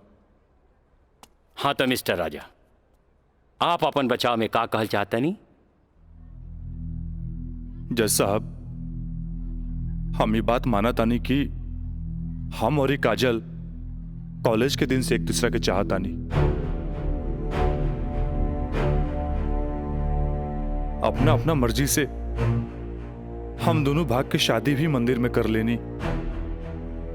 होटल के बिल और ही शादी के खर्चा कुछ ज्यादा हो गए रहे, यही से हमरा घर वापस आए के पड़ल। पर जज साहब, हमार इरादा बिल्कुल नेक रहे। हम सोचनी कि हम घर वापस आके अपना पिताजी से कुछ पैसा भी ले लहब और उनका के शादी के बारे में कुछ सच्चाई भी बता दे। जज साहब, हम बिल्कुल निश्चिंत रहे कि काजल के देख रेख ला वहां हमार जिगरी दोस्त मयंक तो बढ़ले बा। पर जज साहब, जब हम वापस लौट के गई था वहां के नजारा देख के तो हमार होशे उड़ गई। जज साहब, हमार नई नवेली दुल्हन काजल हमारा जिगरी दोस्त मयंक के बहिया में गलबहिया खेलत रहे। आई ऑब्जेक्ट मिलॉर्ड। इस सरासर झूठ बोलत जा रहलन ह। Objection overruled. मिस्टर राज, आप अपना बयान जारी रखिए। जज साहब, तब खटाक से हमारा दिमाग में एक बात याद आ गई कि कॉलेज के दिन में हमार जिगरी दोस्त मयंक हमरा से बोले रहे कि वो काजल के पसंद करेला और काजल भी ओकरा के पसंद करेली। पर जज साहब, हम सीधा साधा आदमी हो मेरा तेकरा देवर और भाभी के मजाक के रिश्ता समझ लेनी। लेकिन जज साहब, इस सरासर झूठ बोलने जा रहल बारन। I object my lord. हमार दरख्वास्त बा वकील साहिबा से कि इनका जे कुछ भी कहे के बा बुलैला पे कटघरे में आके कही है।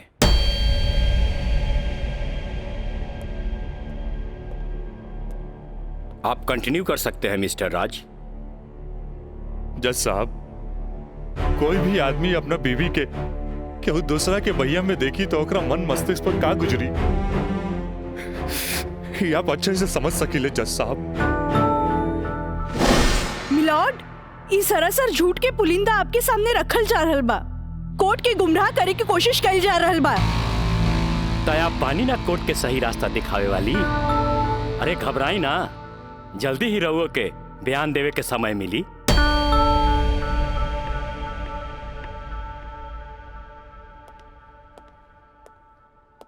यू कंटिन्यू मिस्टर राज। जज साहब, समय के साथ साथ हम तो अपना आप के समझा लेनी और एक बुरा सपना समझ के हम सब कुछ भूल के काजल के अपनावे खातिर भी तैयार रही।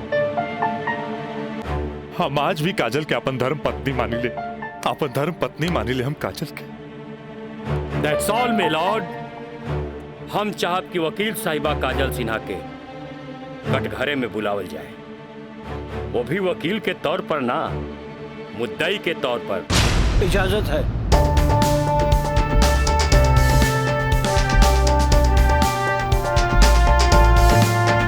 जाइए आप बैठिए। हाँ तो काजल सिन्हा जी, हम चाहब कि आपन प्रेम कहानी अपने ही जुबान से बयां करी। जज साहब, ये बात सच है कि हम राज से प्रेम करे लगनी। मतलब ई कि और पहले केहू से प्रेम करत रहनी, बाद में राज से प्रेम करे लगली? जी ना, पहले हम राज से नफरत करत रही, बुझनी? अच्छा अच्छा, तो नफरत प्रेम में बदल गई?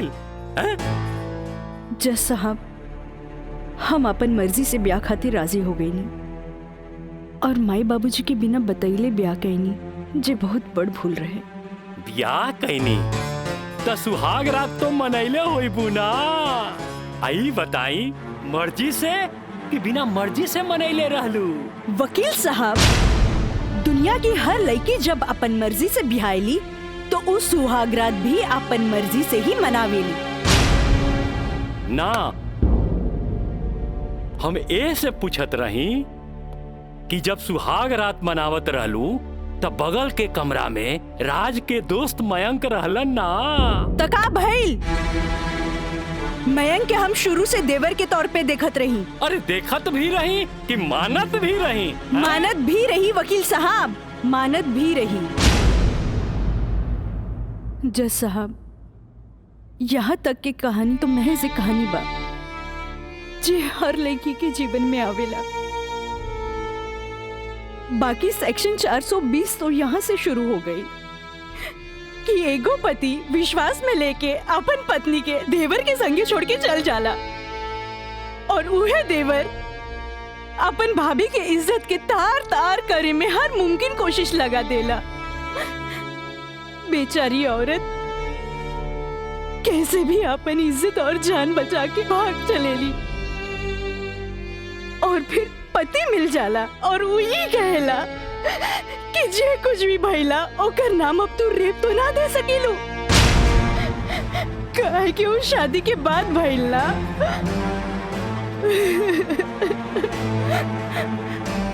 और रहल बात शादी के, तो तू सो कॉल देवर से कर सकेलू, काहे के ओकरा हमार झूठन खाए के आदत है। जज साहब, हमार सगरो अरमान चूर चूर कर दिहल गइल। हमरा कुछ समझ में ना आइल, आखिर हम करी तो का करी। हम परिवार से मजबूर हो गए नी जज साहब, हमरा झुट्टन बना देल गइल। हम झुट्टन हो गई नी, हम झुट्टन हो गई। मिलॉर्ड, अब इनका मेलोड्रामा झूठ हो या साच, इससे साफ जाहिर होला ई झूठन कहां बारी। जबकि हमार मुवक्किल मिलॉर्ड एक झूठा सपना समझ के इनका के अपनावे खातिर तैयार बा। इतना ही ना मिलॉर्ड, हमार मुवक्किल के पिताजी जगदम्बिका पाल जी एक लिखित बयान में मिलॉर्ड इनका के बहू बनावे खातिर तैयार बाड़े। इली काजल, जबकि राज, उसके परिवार और यहाँ तक कि उसके पिता भी तुम्हें एक्सेप्ट करने के लिए राजी है, फिर तुम्हें क्या प्रॉब्लम है?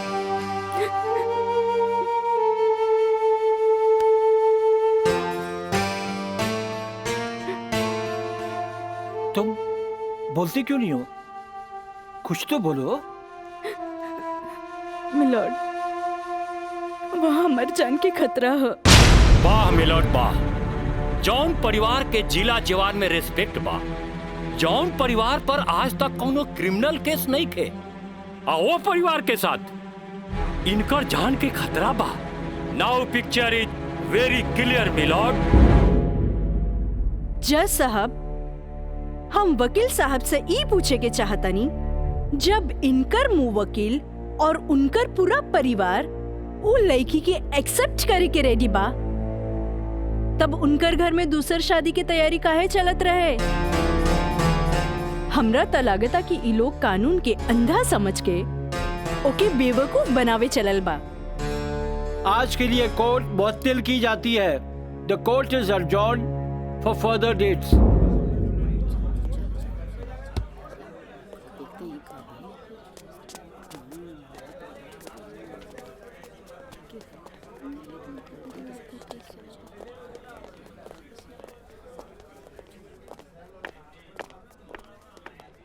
वकील साहिबा, अरे वाह, तू तो बड़ा चालाक बड़ू हो।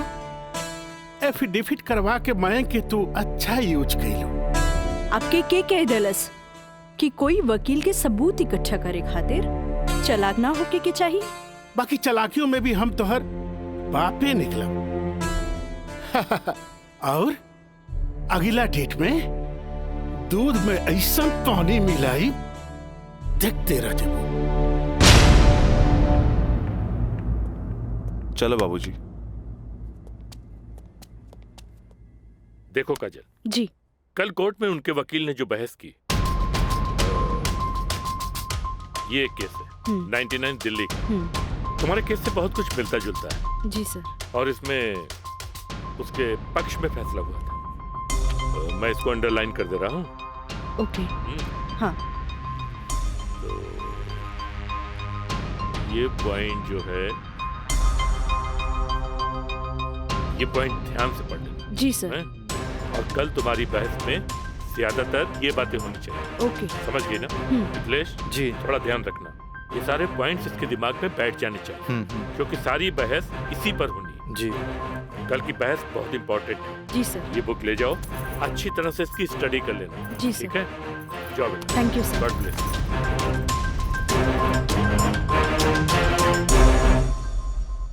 आँख कहेली कि एक नया इंसान देख ले, लेकिन दिल कहेला कि ना।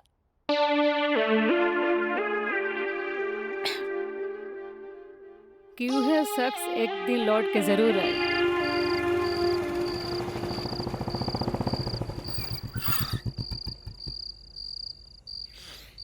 जफाव ने मारा, वफाव ने मारा। निराली, अरे निराली, मुझे तेरी अदाओं ने मारा।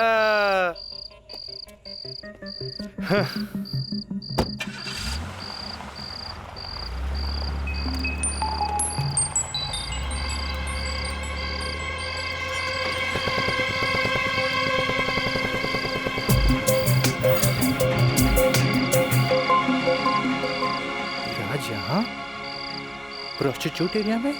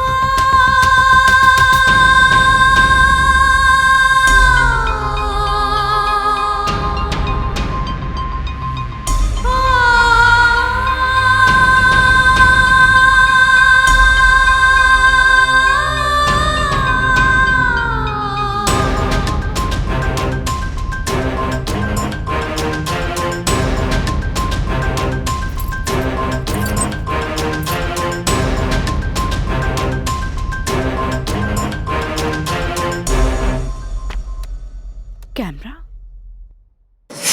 अब जाए भी और जल्दी आई। ठीक बात।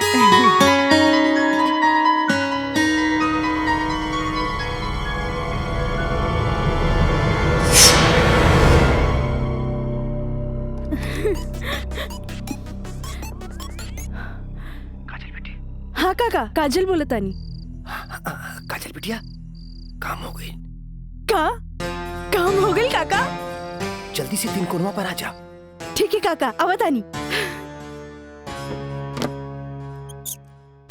का बात है? केहू देखत तो नहीं खे? इला तार दिहल कैमरा और ई रहल कैमरा के चिप। बिटिया हे भगवान, बहुत बचबुचा के आइल बानी ताकि केहू के शक ना हो। थैंक यू काका। अरे रिका बिटिया, देखा बिटिया, भगवान के घर में देर होला, अंधेर नहीं खे, और भगवान तारा बहुते कामयाबी दी है। अच्छा बिटिया जी। अच्छा अच्छा बेटी हम जाता नहीं। ठीक बा।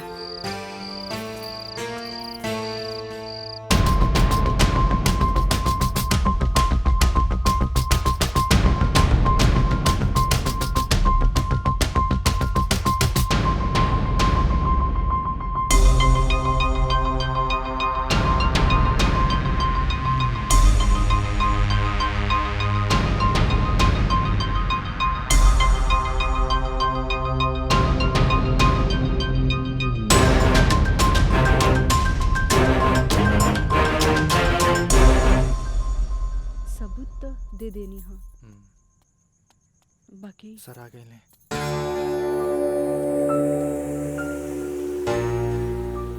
प्रणाम सर। खुश रह काजल।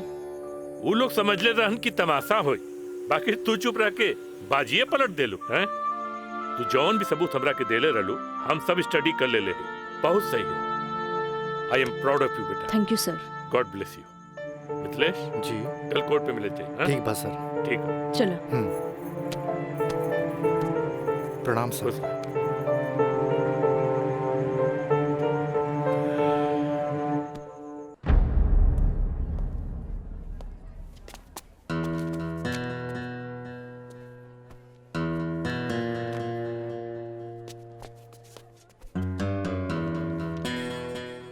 अदालत की कार्रवाई शुरू की जाए। जा बेटा।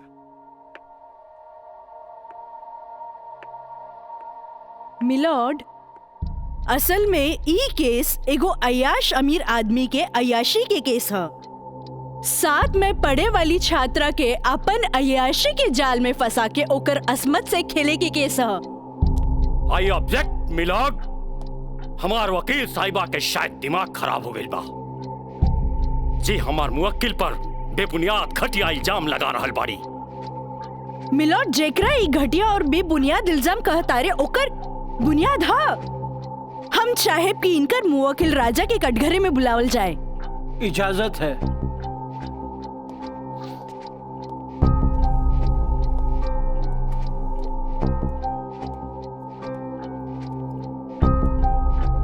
जज साहब, ई उहे आदमी है जे लड़की के चाय के कुर्बा समझेला, जेके पिया और फेंक द। इनकर अयाशी के सबूत के तौर पर हम अपन एगो गवाह पेश करे के चाहतानी। इजाजत है।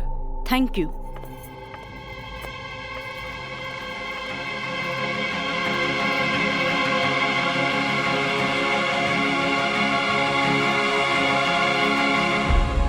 जज साहब, इस शहर के जानल मानल तवाइफ कस्तूरी बाई है। हाँ तो कस्तूरी बाई, ई जे सामने कटघरा में खड़ा बाड़न, का आप इनकरा के पहचाने ली? अरे इनकरा के कैसे ना पहचाने? ई तो हमार पुराना ग्राहक राजा हवन। Good, thank you. अब जा सकेनी। हाँ तो जज साहब। I object my lord. हमार वकील साहिबा हमार पर्सनल क्लाइंट के केस के रुख के बदलल चाहता रही। आखिर केस के ई बात से का वास्ता? वास्ता हाँ जज साहब, वास्ता हाँ। जॉन परिवार के रिस्पेक्ट के गुणगान हमार वकील साहब करत आ रहल बारन, वो परिवार के एक लौता बेटा के चरित्र से वास्ता कैसे ना रही? बताइए जज साहब। अब हम अपन अगला गवाह राजा के कॉलेज के प्रिंसिपल एनके गॉड के पेश करे के चाहता नहीं। इजाजत है। Thank you. प्रिंसिपल श्री एनके गौड़ हाजिर हो।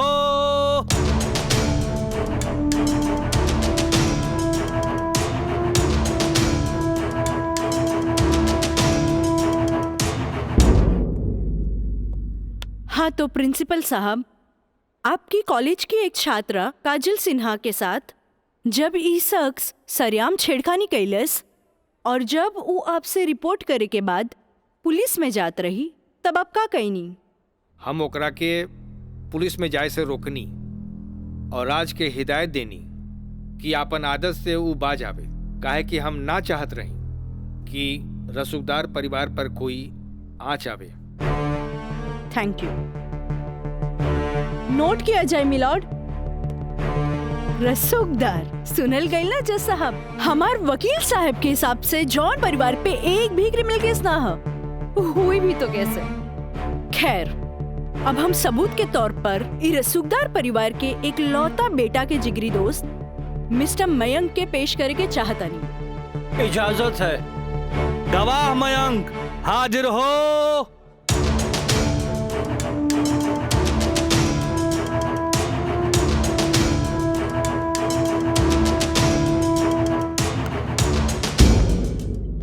हाँ तो जज साहब। जज साहब, हमार वकील साहिबा खामोखा अदालत के वक्त के बर्बाद कर रहल बाड़ी और उस सवाल के जवाब देवल नहीं की चाहत जेमे बियाहता के पति और पति के पूरा परिवार बियाहता के रखे खातिर तैयार बा। तही बात में कौन जान के खतरा बा? बियाहता ई शख्स उहे आदमी बाड़न जेकर मदद से शादी जैसन पवित्र बंधन के आड़ में कानून के धोखा देवे के साजिश रचल गई, जेकर रचयिता बाड़े मिस्टर राजा और साथ देवे वाला बाड़न मिस्टर मयंक। हाँ तो मिस्टर मयंक, तू अपन जुबान से ही उस सो कॉल्ड शादी के आंखों देखा हाल बतावा। वैसे मिलॉर्ड, सबूत के तौर पर हम अदालत में एगो वीडियो क्लिप पेश करके चाहतन। Thank you sir. Objection milord, यहाँ कोनो टीवी शो नहीं खे। अखामोखा वकील साहिबा हमनी के और अदालत के वक्त के बर्बाद कर रहल बाड़ी।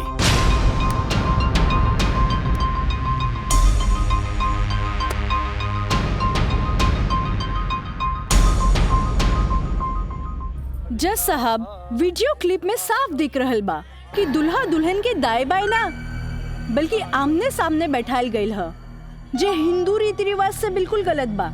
और ऐसे नहीं से भइल काहे कि पंडित से शादी ना करावल गई, एक बहरूपिया से पंडित के रूप धरावल गई। आप यही क्लिप के साथ पंडित के बयान खुद से देख ली। जज साहब, हम रेलवे कर्मचारी हैं। रुपया के लालच हमरा के नकली पंडित बने पर मजबूर कर देलस। जज साहब, हम एक गरीब आदमी बानी और पैसा का लालच बड़े बड़े लोगन के अच्छा और बुरा समझे का शक्ति के छीन लेला। हम तो एक गरीब आदमी बानी। दोस्त के कहला पर हम एगो भलता आदमी के पुजारी बना के इन लोग का ब्याह करवा देली। आखिर हम भी क्या करती? जज साहब, काजल की खूबसूरती का हम दीवाना हो गई और काजल के पावे खातिर हम समाज और कानून के हर सीमा के भी लांग गईली। हाँ तो जज साहब, हमार दूसरा वीडियो क्लिप देखी जे ई साबित कर दी कि धारा 420 से शुरू हो करके धारा 376, 375, 362, 361, 120B के उ लड़की के साथ अंजाम दिल गल बा। और जज साहब, लगे हाथ हमार दूसरा वीडियो क्लिप भी देख ली ही प्लीज।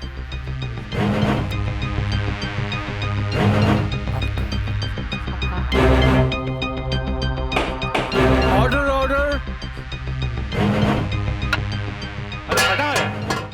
हटाओ हटाओ।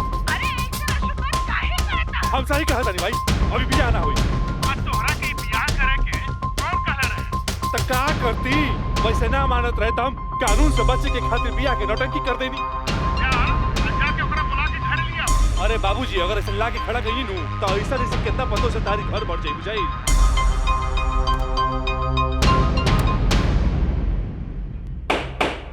Order order.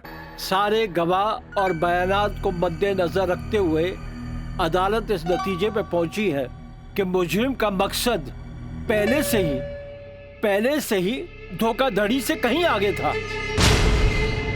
क्योंकि उसका मकसद उस लड़की को धोखा ही नहीं देना था बल्कि उसके साथ शारीरिक संबंध स्थापित करना था। और यह भी साबित होता है कि मुलजिम ने बलात्कार को शादीशुदा जिंदगी को एक व्यवहारिक रूप देकर कानून को धोखा देने की कोशिश की है।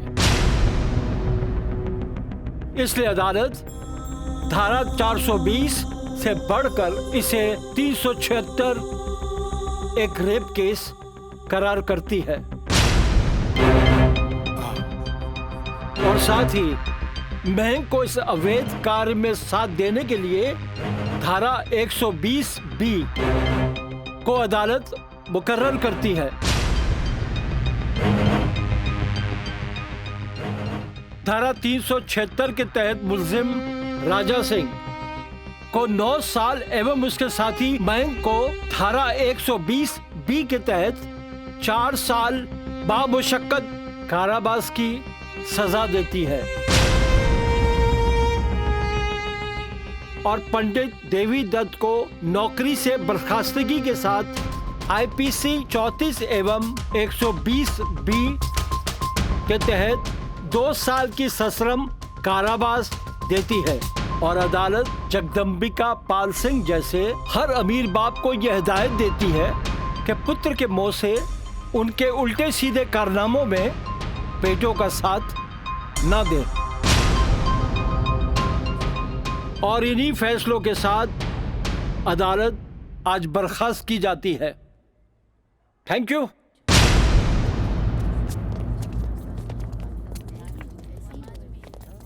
सर,